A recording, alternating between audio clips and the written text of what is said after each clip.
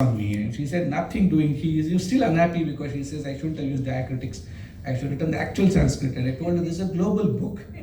No, and we want acceptance as much as we want to accept what comes from the Western world. We also have to get acceptance of whatever our thoughts are. And I have tried, and Madan was so beautiful and eloquently described everything I've tried, and it's perfect. You hit the nail on the head. I'm not trying to deride anything, and I'm neither trying to romanticize Indian stuff.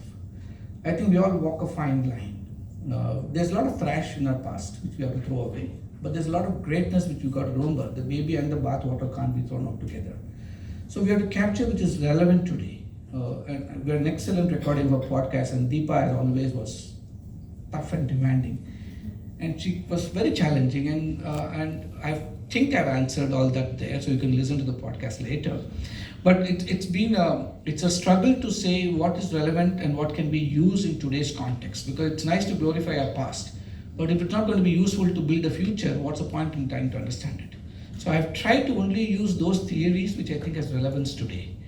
The advantage of being trained in the West, in institutions like Harvard for me, is they offer a lot.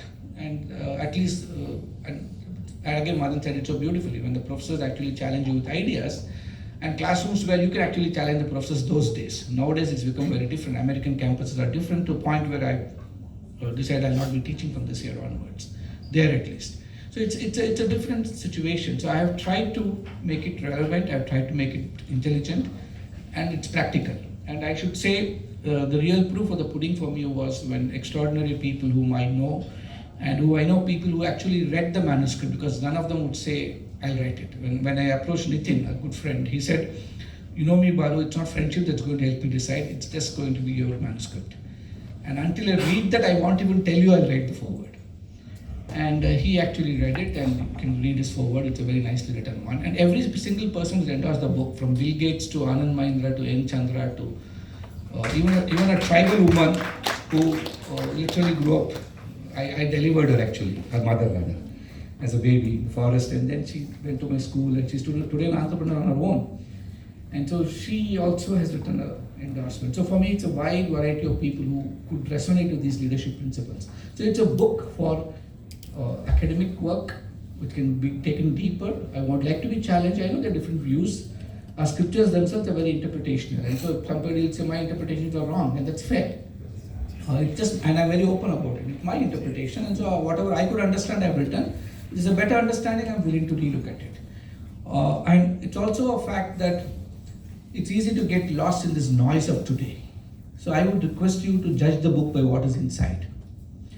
Read it, and don't get carried away by the noise outside. It's very difficult to insulate ourselves today.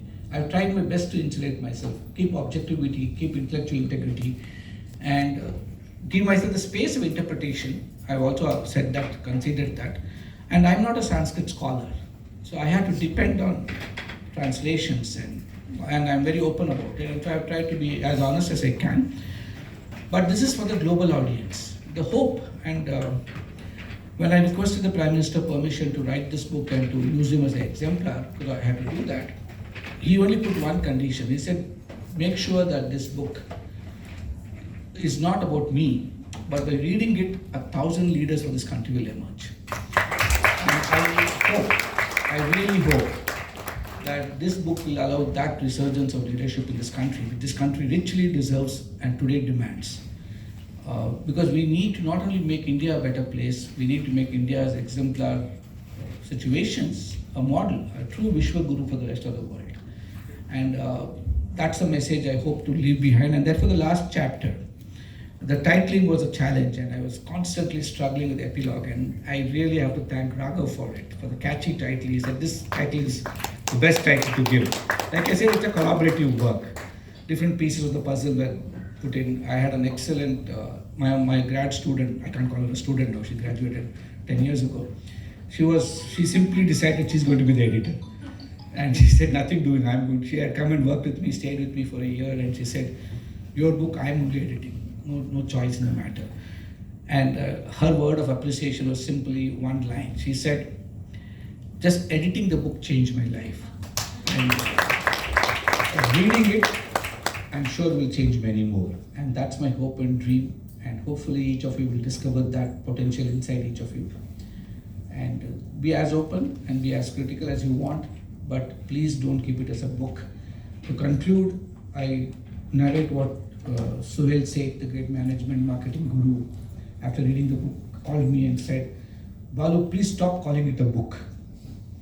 This is the best do-it-yourself kit I've had, and every young Indian should read it. I don't know how you will do it. If you want any help in branding as that, tell me," he said. And so it's been so many friends around. Each launch has been just friends, whether it's ISB in Prihatir or friends in Bangalore or in Delhi and every other place that this book is getting out there. That itself shows the love and affection people possibly have for me, which is the greatest asset I think I have built over time. So thank you all for it again, and thank you, Madam, for having me.